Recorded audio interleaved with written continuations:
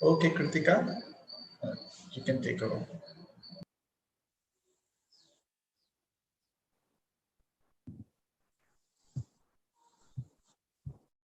Good morning, everyone. Our today's session is in continuation with our last week's session, which was on the book I Promise by Brother C. Janarajadasa.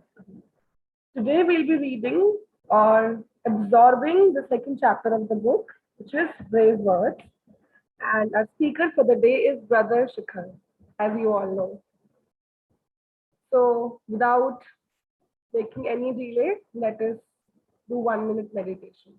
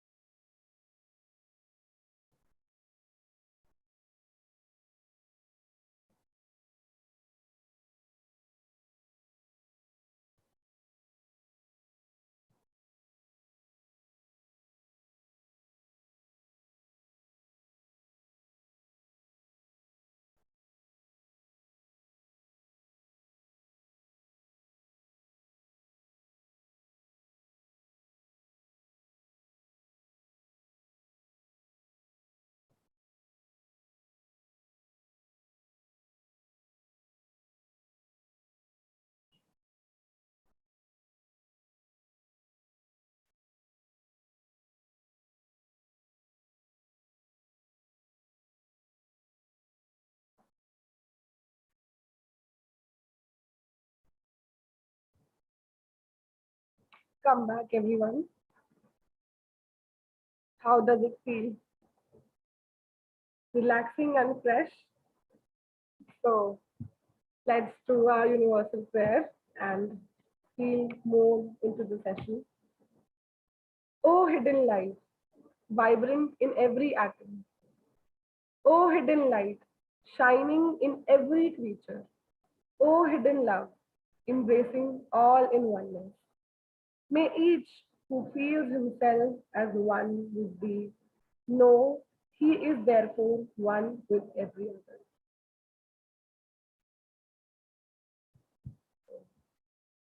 Let me introduce our Brother Shikhar Agnihotri. Brother Shikhar is a graduate in nautical science from Mumbai University. He worked in merchant navy shipping for about 10 years before taking the voluntary retirement to take inner journey. He became a member of Theosophical Society in 2008, influenced by his mother, who is a long-standing member of Theosophical Society. He is the founder member of Pragya Theosophical Lodge and Maitri Theosophical Society Group in Lucknow. He is a national speaker of the Indian section since 2015. He is more interested in practical implementation of theosophy in daily life. He has conducted study camps, various seminars, various workshops, youth camps for the Indian section at various places. He has been given the duty of International Speaker of Theosophical Society since 2019. Right now, he is volunteering at the international headquarters at the TS in Adyar. Let us all welcome our brother Shikhar Agnihotri for today's talk. Over to you. Thank you, Sister Kritika, for wonderful opening of the meeting. Thank you for the formal introduction. And सभी आत्मीय बंधुओं को सादर प्रणाम. Good morning, and welcome to this today's session of study. Before we start,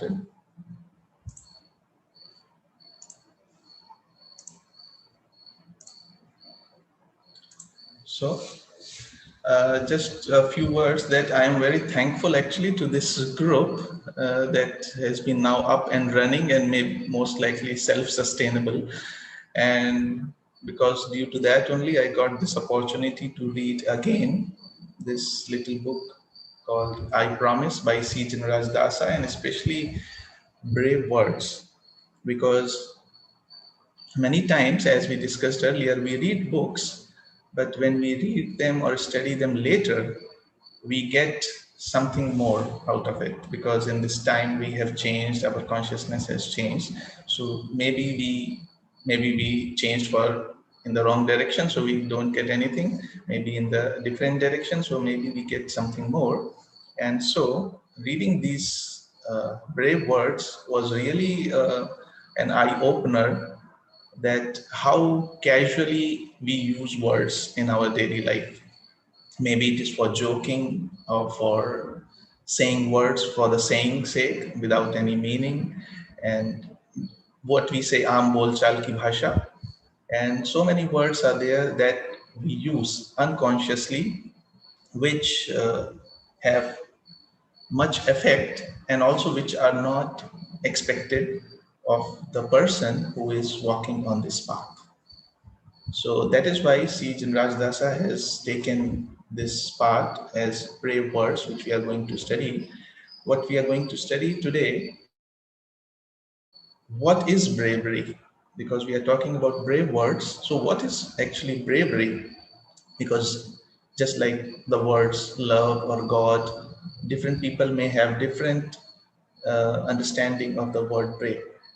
Then why we need to be brave? Okay, so this is bravery, then why we need to be brave? Then kinds of bravery, like there are different kinds and levels of bravery.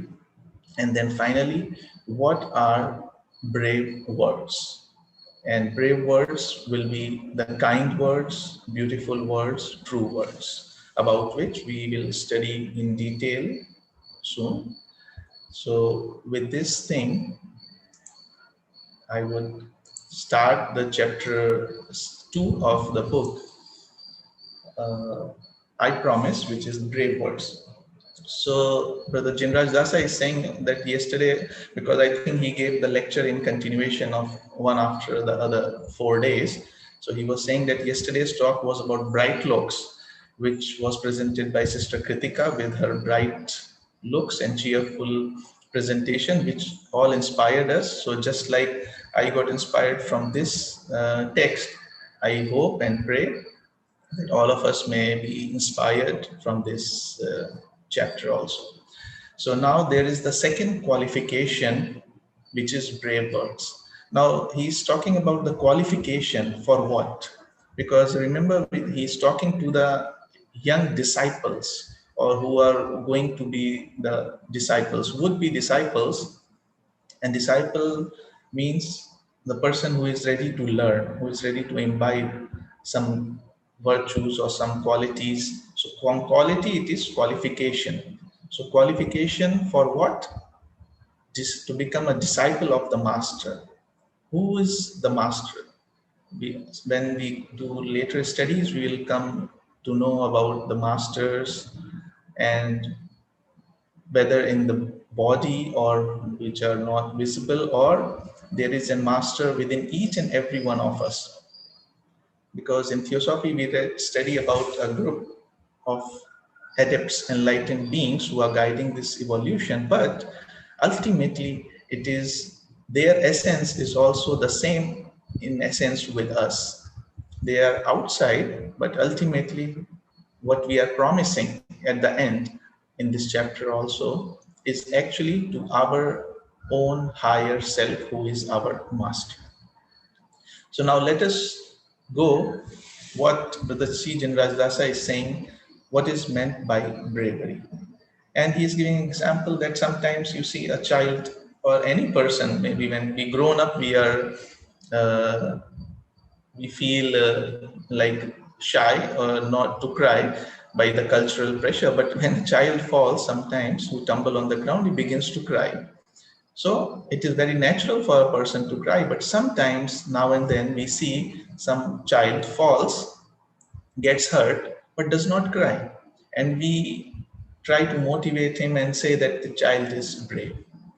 But what is happening in this case is that we are calling the child brave because inside him, and I think when he is using, or we are using the words he or him, that does not only mean the male gender, it includes everything. So we can either use he, she, or him or her. So it includes everything, just for clarifying.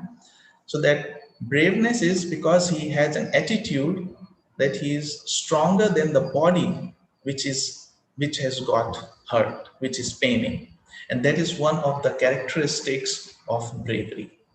What we did in just 1 minute of meditation, if in that 1 minute of meditation in the beginning, with the eyes closed, if we could for a fraction of second felt that yes, there is this body, everything happening in this breathing and all, but there is also someone who is looking at the breathing or looking at the body, even for a fraction of second, that separation, that distinction will be getting gradually clear to us.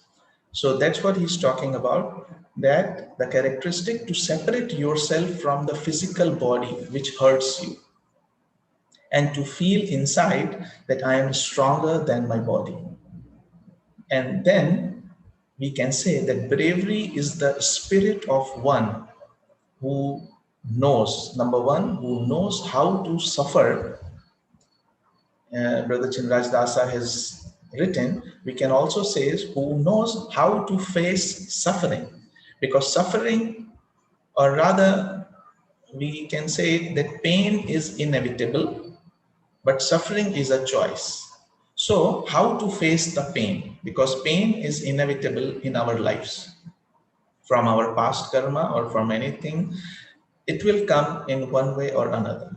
But how are we facing that situation will determine whether we are creating more suffering or we are minimizing the suffering. Because sometimes somebody just gets a scratch and he starts crying, shouting and doing everything, but maybe other person who gets a very big injury but doesn't say anything about it. So why is he able to do that? Because he feels he is stronger than pain and that suffering. And also we find people whom we call brave people, whether men or women, who show bravery in other ways, like fighting in a battle. Now, a person who is going to the battle or a war knows the risk that he is running of being killed, but he is still willing to take the risk. And it might be a very interesting event just came to my mind, that many of us may or may not know that H.P. Blavatsky also took part in a battle and making herself like a man, because maybe at that time women were not going to war. So she, did her makeup like a man, and she took part also in a war or battle that was going on in her area, in her country at that time.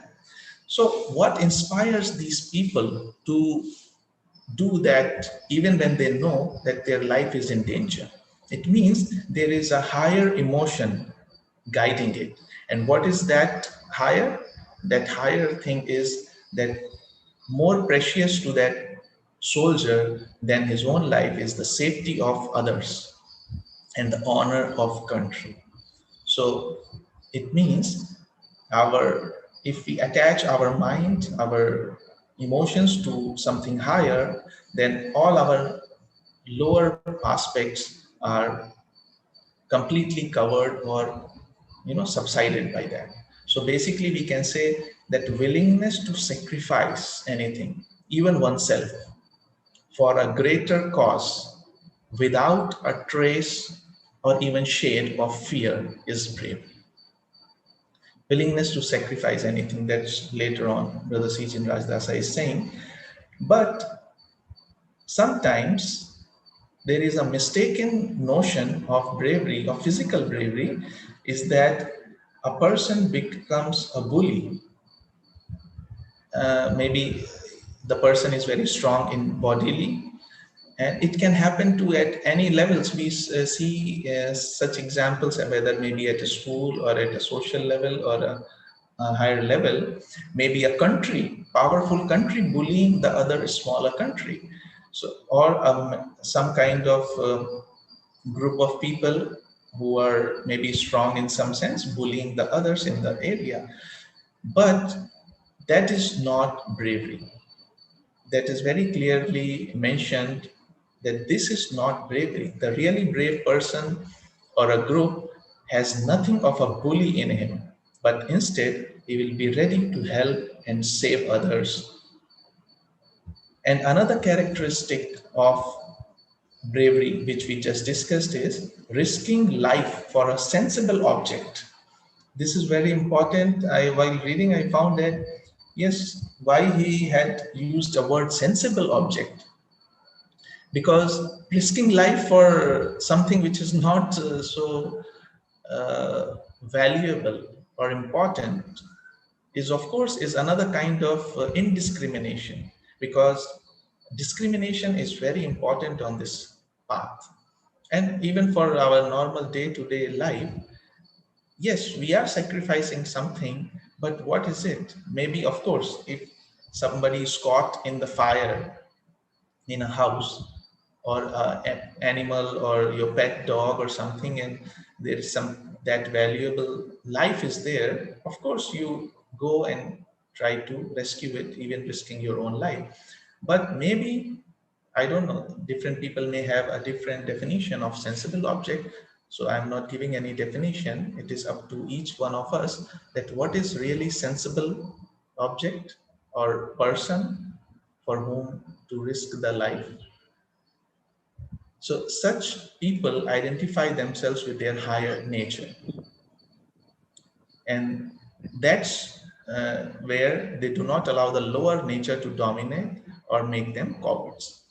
So as we know, there are two natures in human being. And just for reference, I will show to our new members that, as you can see, there are two natures that we have in a human being. This is actually an image of a human being, the higher nature, which is selfless and fearless, and the lower nature which is selfish and fearful. And these are total 7 constituents of a human being. So coming to that, now why we should all be brave. The first reason to be brave is because the master is brave, and that is the best reasons for us who follow him. Again, when the word master is being used, we cannot necessarily imagine him to be an outside person. We can at best imagine him to be our higher nature, because that essence is everywhere.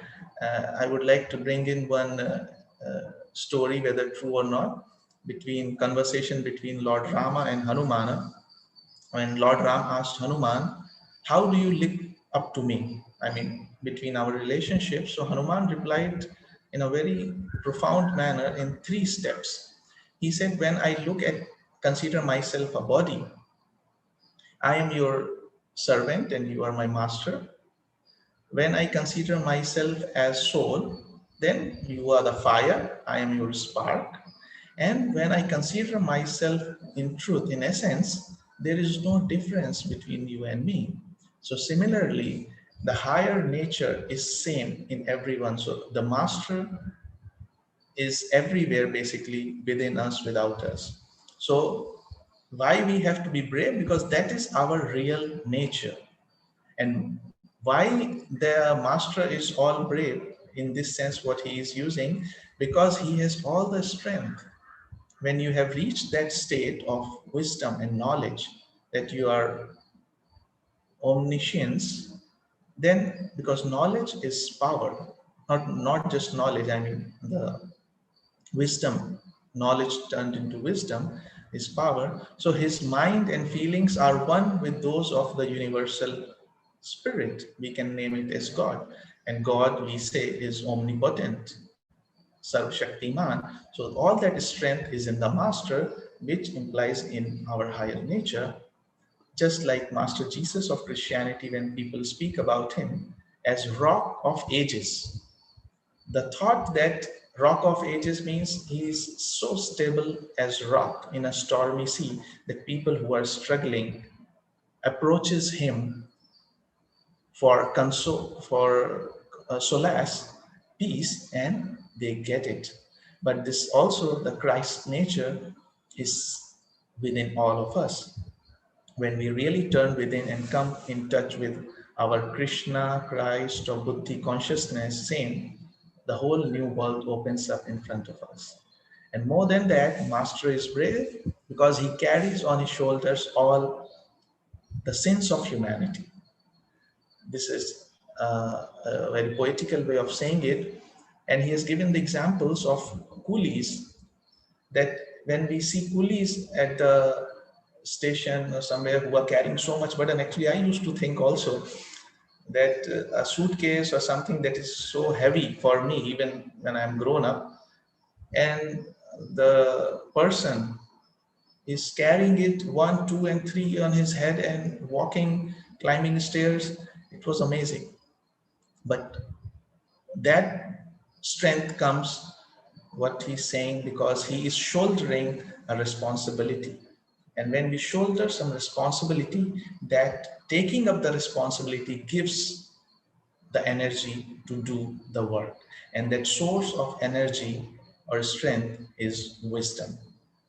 So, but now this bravery of the master is different from a common person, as we just discussed, that he does not boast. That normally when in the world we see people who are very powerful or become very big or strong. Some people, of course, not boast directly. They have PR agencies to boast about them. But the master's bravery is nothing like at all like that.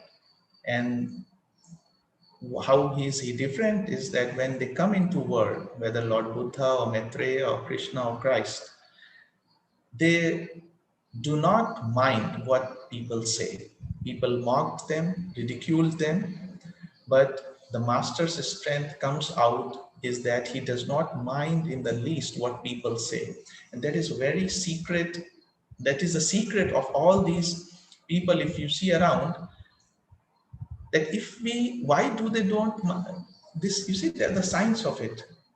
If suppose somebody is telling us something not so good and we engage in an argument with that person, we'll be actually directing our energy in that argument.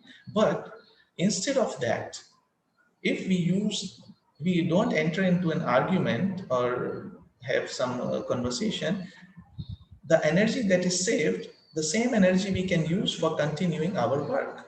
And that is why J. Krishnamurti also once said, "You know the secret of my being, I do not mind anything." So let people say about you. They have said about every great person in the past. So who is you or me? So let them say, but if you think you are doing the right thing, continue with it. And that is very important as a disciple. So now the same bravery master wants to share, always ready to share with the world. And so the same bravery is for you and me also. If I am weak, I am afraid, the master's bravery is at our service only if we know how to accept it. That is very important. How to accept it, okay, that's a different subject, but basically we have to turn within and let the inner light guide us. Another reason that we must be brave in the world is because the bravery is needed in the world. We see the amount of suffering in the world, how many people need support. And it's not like we don't need support. There are moments, there are weak moments in everybody's life. But when there are not weak moments and you see people suffering, that is the best option, or that is the best choice, to be brave and help those people, as so often this bravery is shared in the golden stairs that we will study at later point during our studies. As you can see, the bravery is expressed in three forms: a courageous endurance of personal injustice, and a brave declaration of principles, and a valiant defense of those who are unjustly attacked. Because yes, sometimes we are not clear in such a situation what to do. So these are like our benchmarks or guiding beacons who can tell us what to do in a particular situation. So there are many kinds of bravery. Now we are coming that the bravery of action, as we see the people doing brave acts, saving somebody's, and we many times we see on our Independence Day or Republic Day that such brave people are honored by the high person, the prime minister or the president, who saved, either maybe some dog attacked or tiger attacked and they saved their sibling or something of that sort. Another is bravery of thought, and also the bravery in words. And today, Brother Jean Rajdasaji is going to talk about brave words. And the brave words, the really brave words, have three qualities. Brave words are kind, they are beautiful, and they are true. And I think those who have heard of that saying of Satyam Bruyat, Priyam Bruyat, Na Bruyat, Satyam Apriyam. Priyam cha nanaritam bruvya Aisha dharma sanatana. Means Satya, speak the truth, speak speak the truth, speak kind, but do not speak the truth which is not kind, and also do not speak the untruth which is kind or beautiful. So it is very clear definition, or again direction to show it is only when these three qualities are there in our words we should speak. That is real bravery.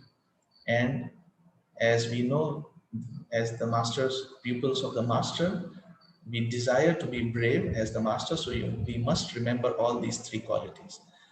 First, let us start with the kind words. And I think everybody understands here simply that what are kind words? That an angry word cannot be a kind word. A hurtful word cannot be a kind word. Of course, we get angry. There are times we feel angry and we cannot help it and we show it.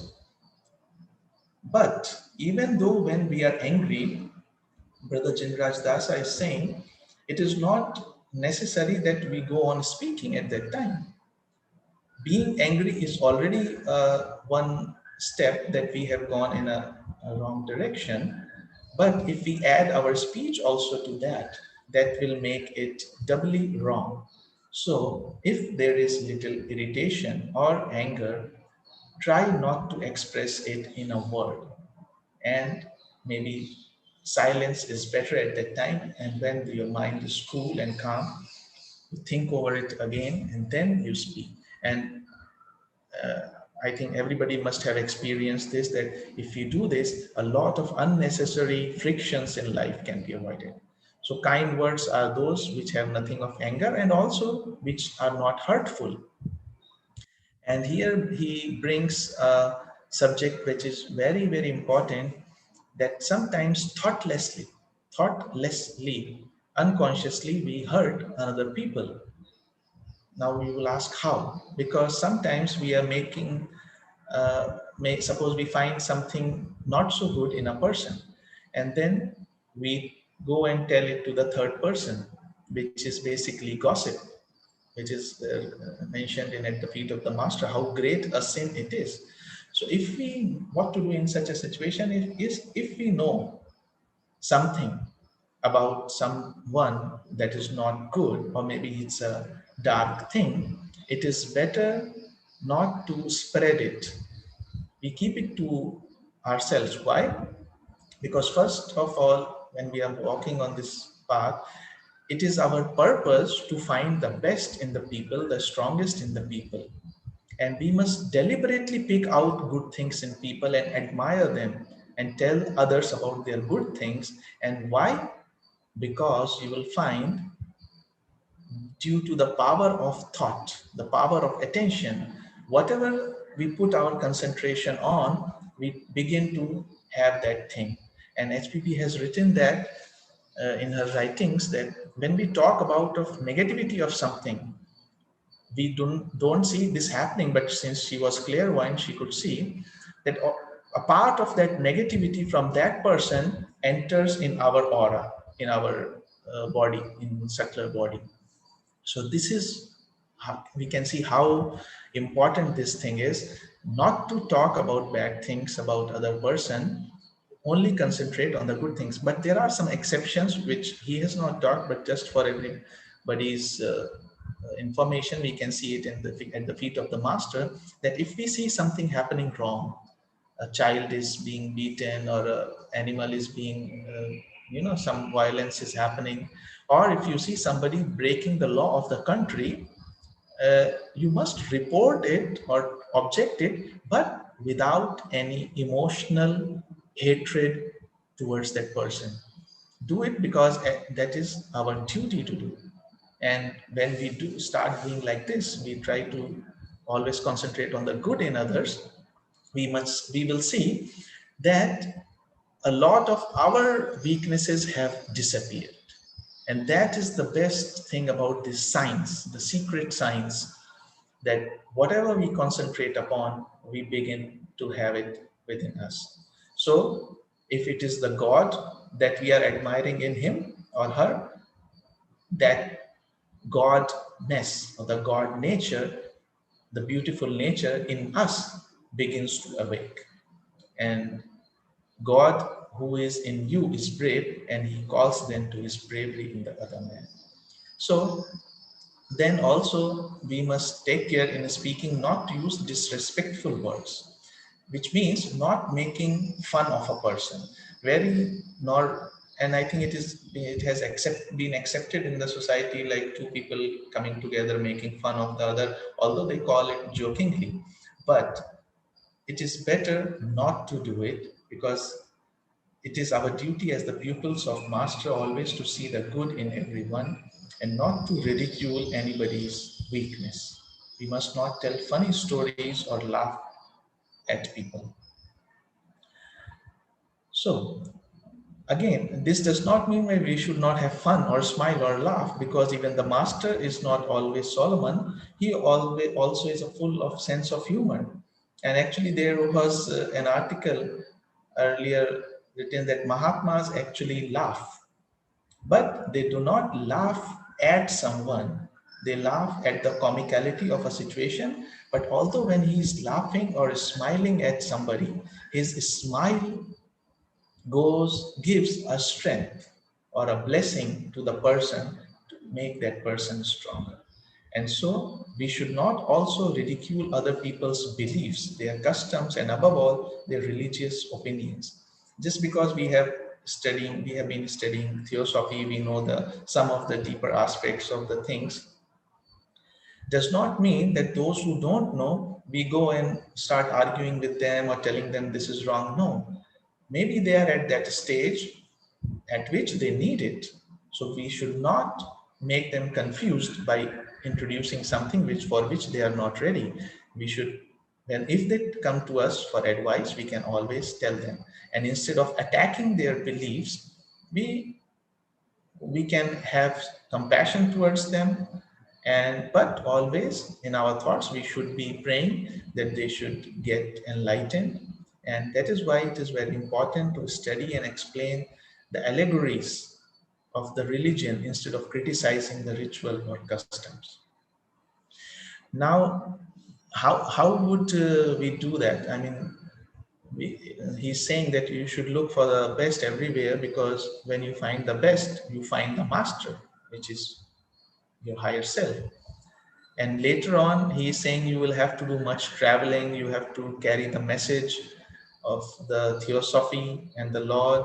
You will meet people of different cultures, customs, ideas. with which maybe you are not very comfortable. But in that situation, you must not be guided by your mere outer feelings. You must look and see if there is not really something beautiful and admirable in those things, and take up that and highlight that, and that you can make a bridge between those people and you, and then they can listen to you. So that was about kind words. Now we come to beautiful words.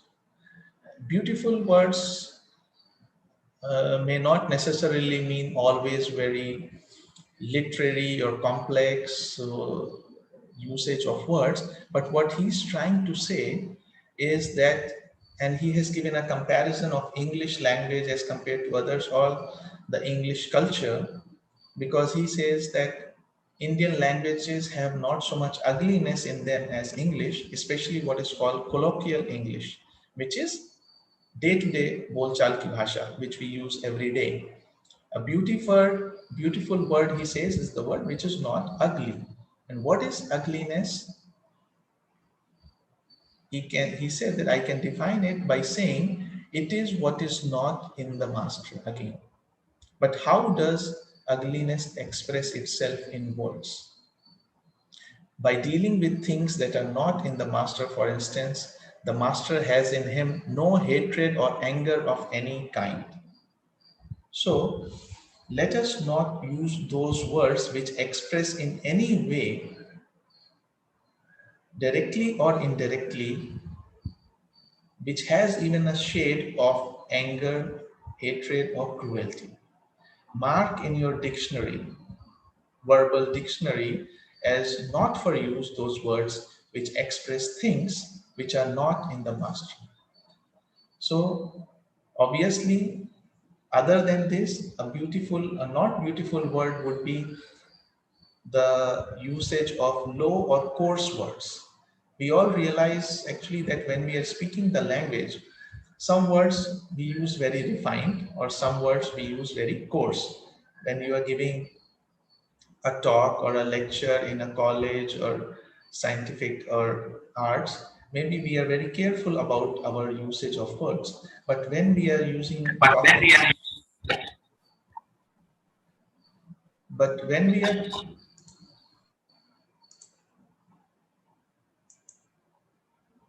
but when we are talking in our day-to-day life, when we are talking in our day-to-day life, we are not so careful about our usage of words, and we use some words which are very coarse, of not so good quality. Although he has given the example of uneducated class of uneducated people, but it is not always necessarily. Even the educated people many times can use the coarse languages. And he has given the example of English language, that in their language, the boys very frequently use the word beastly, which means beast-like or like an animal, is a word which we will not want to use, because there is no need to use such an ugly word as that. So when we begin to understand, to avoid these ugly words or not so beautiful words, then we are ready to know something of the beautiful words.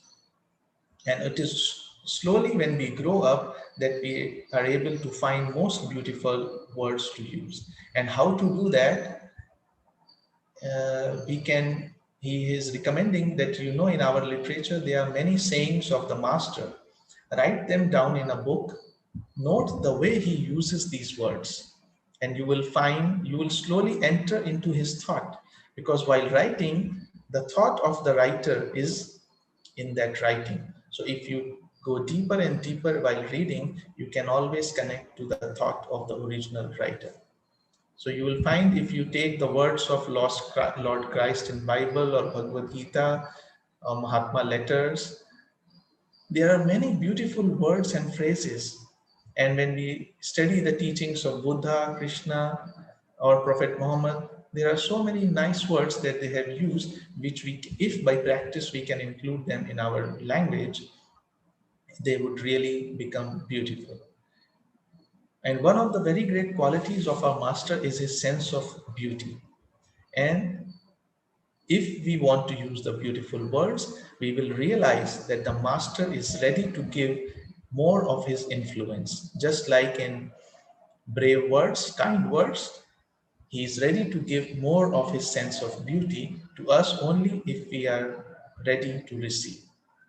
And again, he is saying each of us has a certain inner feeling which will guide you as to what is beautiful and what is not beautiful when we are writing or speaking. And if we carefully train ourselves and avoid using not beautiful words, you will find there is an inner feeling, just like a tiny little voice, which tells you that it is not a good word to use.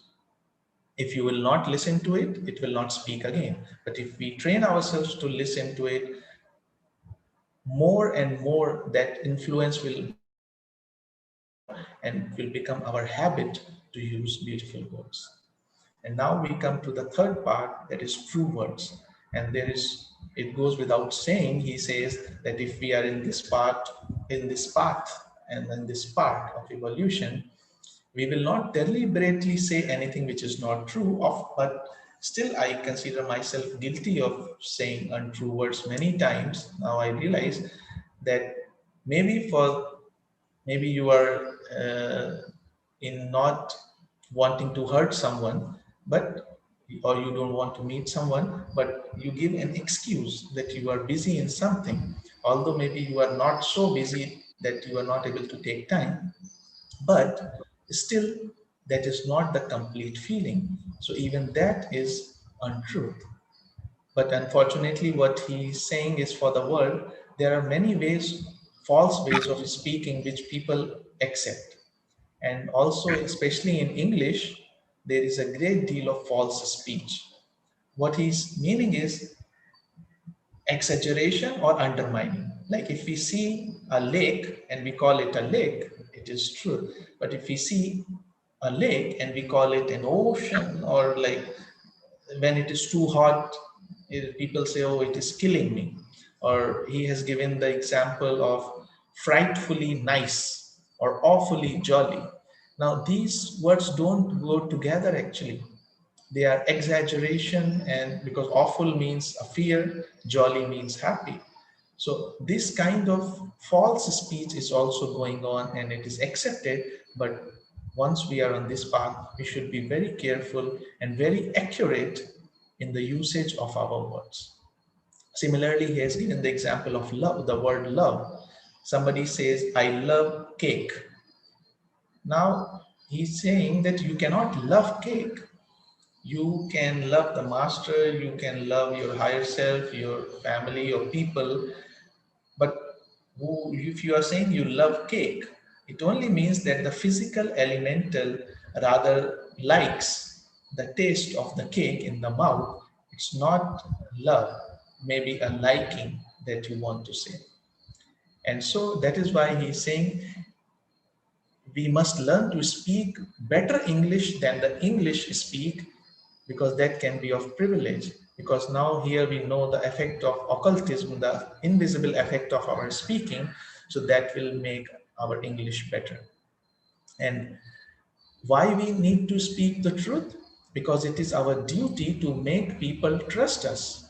And people only trust, no matter how big a liar I am, but I always want a truthful person along with me. What a paradox it is. So even a liar or a dishonest person wants a truthful person uh, to have some help or something like that. So he's saying that in order for people to trust you, you must speak the truth. And now, to deserve the trust of the people, we must be true in all respects. And it starts from the very small thing, like honoring our commitments, even the time. If we say we meet at 5 p.m. or whatever time, and we are not there at 5, and neither have we conveyed our reason for delay to the person, the other person will definitely cannot trust in future that we are not careful with the time. So even the small, do not promise first of all, but if you promise to do something, then make sure we do it. And if we are not able to do it, like we are not able to come at a particular time, at least call and inform in some way that we are not able to make it due to so and so reason. And then as we speak accurately without exaggeration, then only the same thing applies to us. I mean, how would we feel if the other person does that to us? So now he's saying, now that when we make our words kind and beautiful, then, then and true, then you will find that your words are brave. And what does he mean by the brave words? He means that through our words, the light of the master will shine, and that through them will radiate his strength. Because the master is a window through which the universal essence is looking to the world, so we must become the window through whom master is looking at the world. And because wherever there is suffering, master is ready to reduce it under the law of karma, whatever limit he can do it. So that is why the master always says I will and not I cannot. So there are many difficult things that we have to do. And sometimes we think that it is not in our strength. But if we are willing, if we are ready to use the brave words, we will see that all that is strength of the master is ready to flow through us. And that is what he means by using the brave words.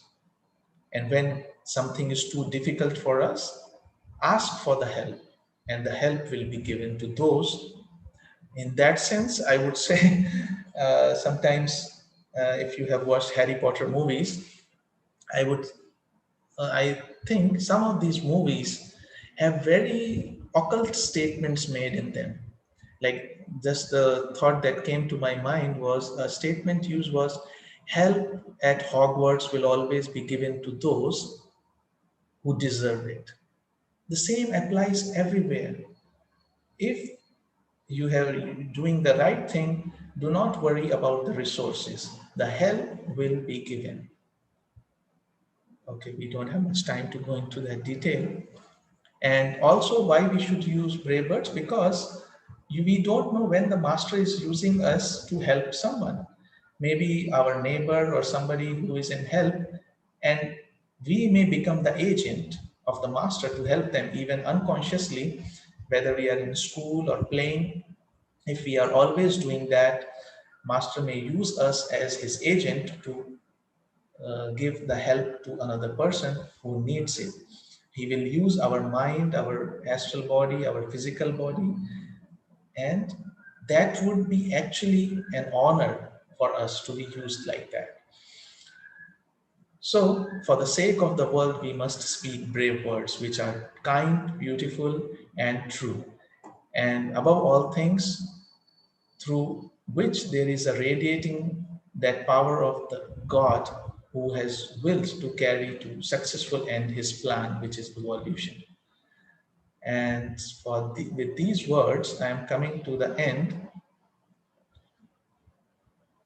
Once we start speaking brave words, we will find that we are more brave, and it will fill us with much more happiness, because then we will realize that master is speaking through your words, and that's what he does without our knowing it.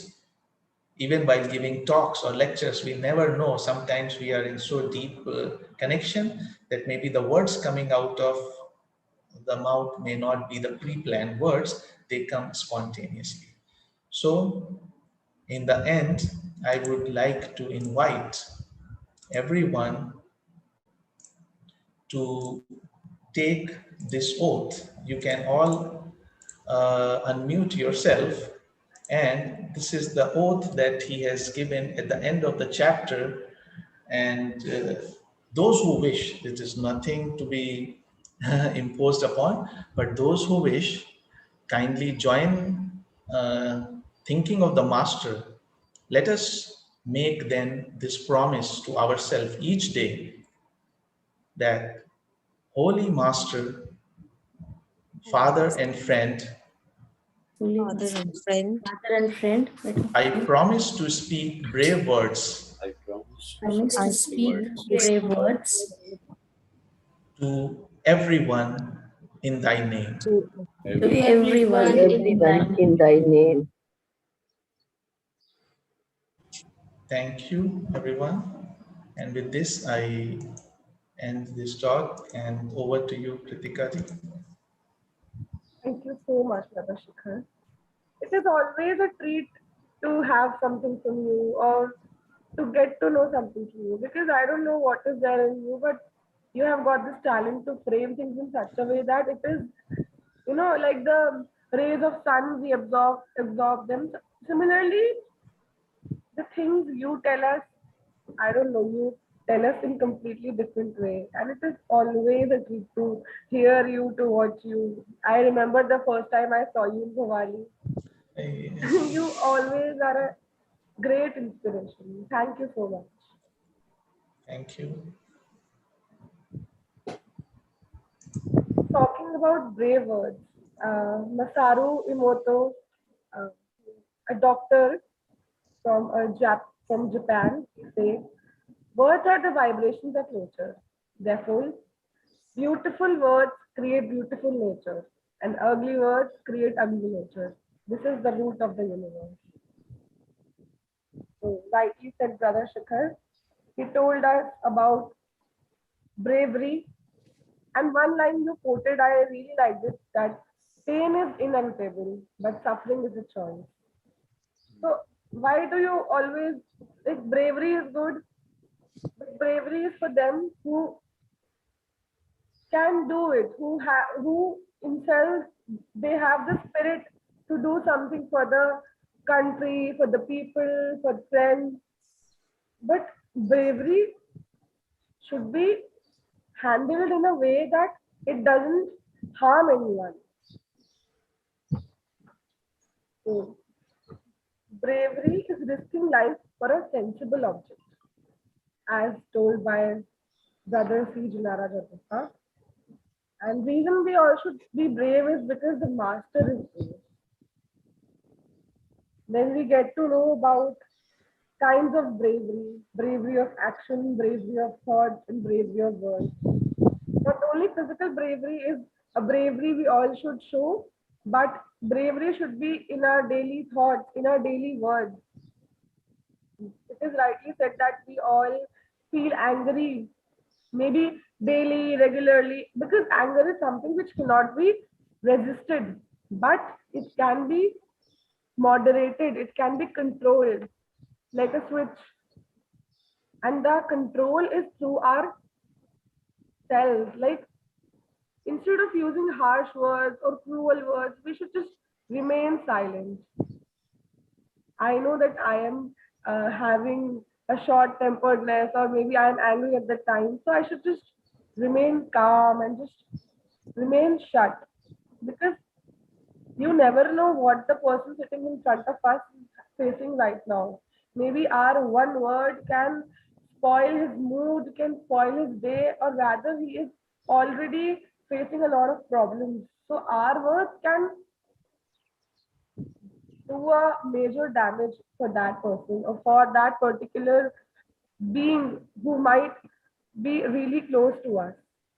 So, always choose your words beautifully, truly, and Thank you. finally. So I guess let us now open the forum for any suggestions, discussions, or question and answers. Rajam ji, you want to say something? Yes, please. जी नहीं actually Shikhar ji जैसे सत्यम ब्रूयात प्रियम ब्रूयात आपने कहा actually उम्र होते होते लगता है don't ब्रूयात anything as you grow in society you Yes. become cleverer and manipulator, but we have to tell the child all the commandments we have to get them You know, I was reading a book by Devadatta Patnaik, a Yeah. great mythology writer. There he says one word, Shiva is cursing somebody. Later, Shiva is Ashutosh, who becomes happy, contented very easily. But he gets angry also very easily. So he uses a word, he curses, and then later the man says, "Okay, please take the curse back." Shiva says, "It is not in my hand." So he says, curse can't be changed. It can only be modified. That happens with every word. If you find the same person, same opportunity, you may be able to modify.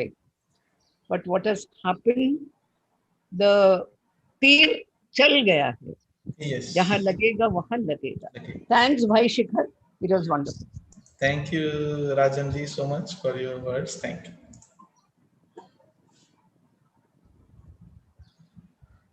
Any questions?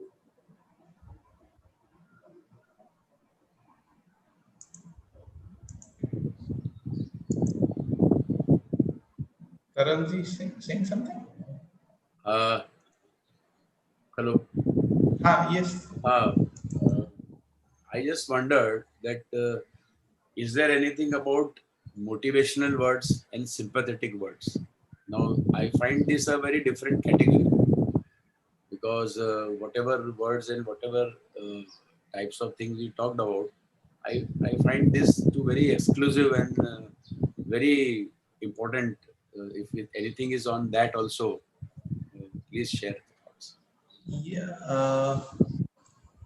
Motivational words and sympathetic words, I think motivation and sympathy actually will come as a result if we use the brave words, because the brave words have the quality of kindness, sympathy, beautiful, which are not so bad or hard or ugly, and truth.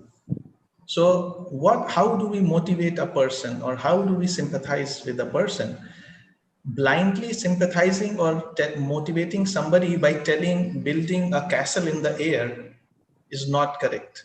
We have to tell also a person what was the wrong thing, why you failed, and then build upon that to motivate him for success in future. And we have to say this in a very, as we say, kind words and beautiful words, not like rebuking somebody or scolding somebody or something like that. So the essence of brave words, I think, if we are doing it with kindness, with beautifulness, and with truth, the essence will be sympathy and motivation. And one more thing I would like to add here is, never, I think, I don't know if CJ has pointed out or not, but never point out anyone's mistake in the public. If you have to say, okay, unless and until it is like something so urgent that it is going to damage or something, then you have to maybe stop a person. Suppose a child has a knife or something and doing by mistake, you have to immediately stop and take immediate action. But depending on the situation, if it can wait, then do not, because many times parents also do that they scold their children in public or something, then the child's atma samman is hurt, or even for anybody, even for an adult.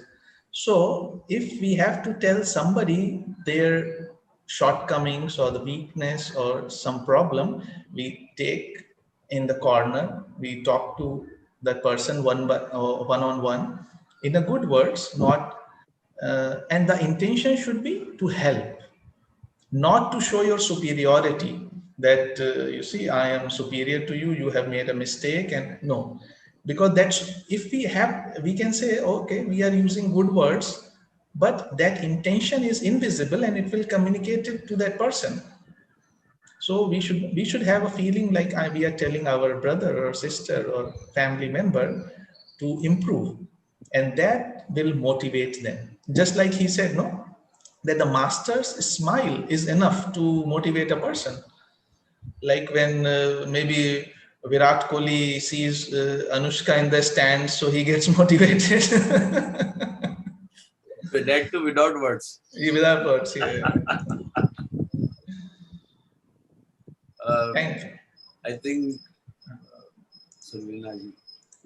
I think Taral sir, if you tell us or give us some thought or some suggestion in your style. I really like that time I saw you for the first time and I really liked your style. So something for you. So style is also some words which comes automatically. जैसे अभी शिखर जी कह रहे थे तो एक सवाल आया कि कई बार झूठ में भी बहुत बड़ा सत्य छिपा होता है. I mean, even the word is not a truth, but it cures. Now that's a very different category. Like a patient is in ICU and doctor comes and visits. So doctor knows that the condition is not good, but if patient asks, "How am I?"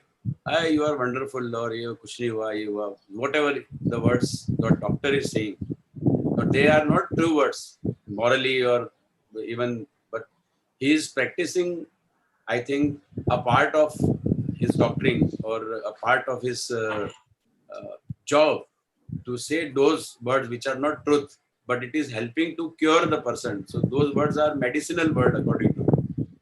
I mean, I may be wrong or something. No, that is, Taralji, I agree. I think you have raised a very important point. And this, I think CJ mentioned in the false speech, that it is very accepted in the society. And also, not just that, you see, we tell children the story of who brings gifts in Christmas? Santa Claus. Santa Claus.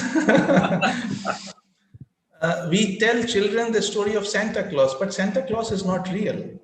And similarly, if somebody dies, we don't tell children the truth. We tell them they have gone to stars. But it is really, and in Philippines, they have been doing this, especially Vic. I attended one of his sessions, and he said in their school, they tell everything truth, because children, we think that we are, if we tell the children that they have died, children will feel bad or hurt. No, it is because we are feeling hurt, we think the children will also feel hurt. True. So instead of that, tell the children the truth. Even the patient, if doctor is saying, see, doctor is not God. Maybe because doctor have announced, declared dead a person, and the person wakes up after a couple of days, and doctor says you will not live more than 1 month, and the person goes on living for 10 years. So okay, as a part of his, maybe he can say you are in a not so good condition, but we are trying our best. Because in the Western countries, okay, when I interact, there the doctors tell the truth to the patient. They don't try to hide it. So because the patient has the right to know. Because suppose you tell the patient, oh, no, everything is good. And suppose he is to die in the night. If the doctor had told him, you know, maybe you don't have a day even, he would have called his family members, talked to them, said sorry, or given, like, written his will or whatever he could have done. So ultimately, whatever has to happen will happen. That whether to die tonight or after 1 month. But if we go by this, what we are studying, even such kind of false speeches, we are not going to say, as you want to, that as you think that, okay, doctor will say situation is very bad, you may die in the next hour. Of course, not like that, but he can explain that this is the situation, we are trying our best, and let us pray to God. So maybe that may be a better way to relax a person and to bring him to the truth, real ground. I think so, but of course, everybody has their opinion. Thank Can you. I say something? Yes, Rajan ji? Yeah. Ji ji. Ji, ji. You know how you put it के लिए एक छोटी सी कहानी है. One king, one astrologer went to him, saw his kundali and all. उसने कहा, sorry, in front of you, every member of your family will die. King ने कहा निकाल yes, बाहर करो yes, इसको, yes, निकाल yes. बाहर करो. After a few months, another Jyotishi came and said, क्या कुंडली है भाई, Yes. बहुत लंबी उम्र पाई है. Yes. Both were saying the same Both. thing. Yes, yes. But And both were true. both were true. Yes. तो बादशाह ने अशर्फी दी, उसको उसने फांसी नहीं दी. इतना ही तरह सत्यम ब्रूयात and प्रियम ब्रूयात, यही बताओ. Yes, yes. Thanks भाई, thanks. Thank you, Dr. Azam ji. Thank you, Taral ji. Thank you, sir. Thank you. Any further questions? Okay, time is up. I would like to say something. Subralina ji? Okay. Oh, she has raised hand. Yes, yes. Yeah, I just wanted to say one thing. For me personally, brave words mean positive words. Because many a times in our day-to-day life, we get so much negativity. We attract negativity by our thoughts, and then we end up using only negative words all the time. But if one member of the family stick to just speak positive words by any means, so I think some change in the family will happen. Similarly, in a community, in a society, we go to offices, we meet people. Anytime we see that somebody is getting into a direction when the person is only using negative words, because the mind is full of negativity, the words will automatically come negative.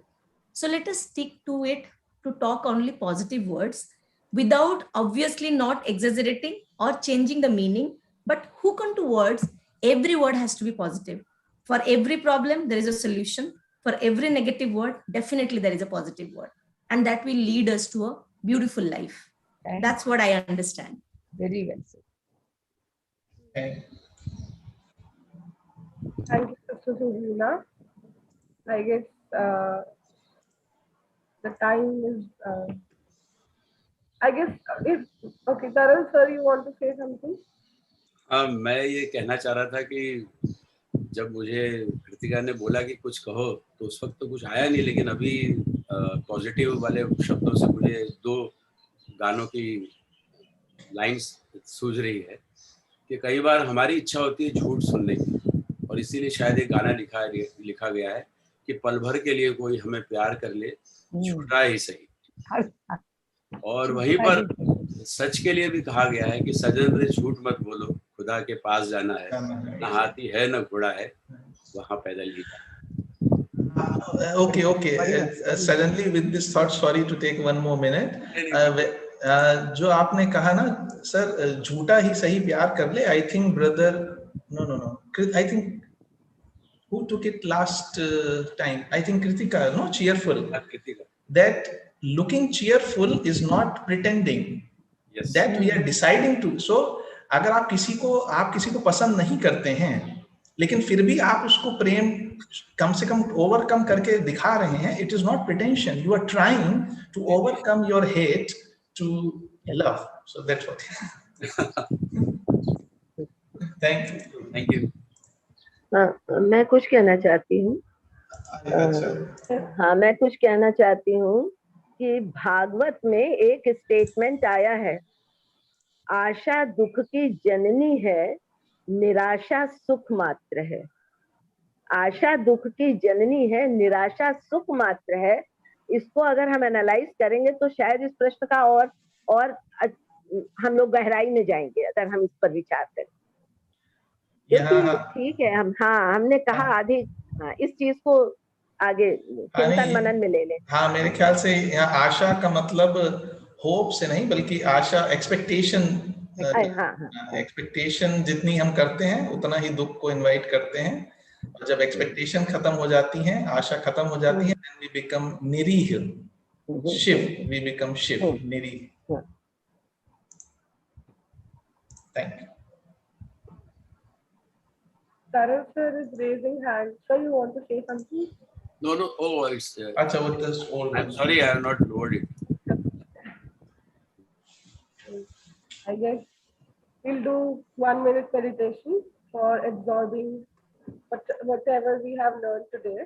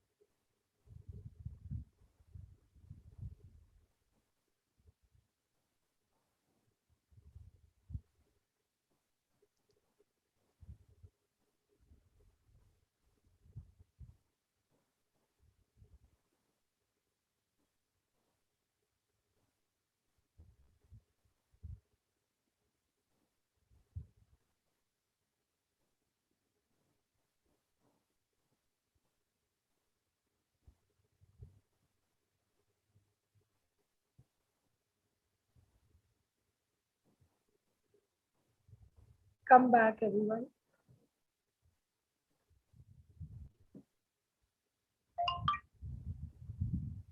Om Sarve Sukhina Santu Sarve Santu Niramaya Sarve Bhadrani Pashyantu Ma Kashchid Dukh Bhag Bhavet. Om Shanti Shanti Shanti. Thank you so much, everyone. I guess we can close the meeting for today.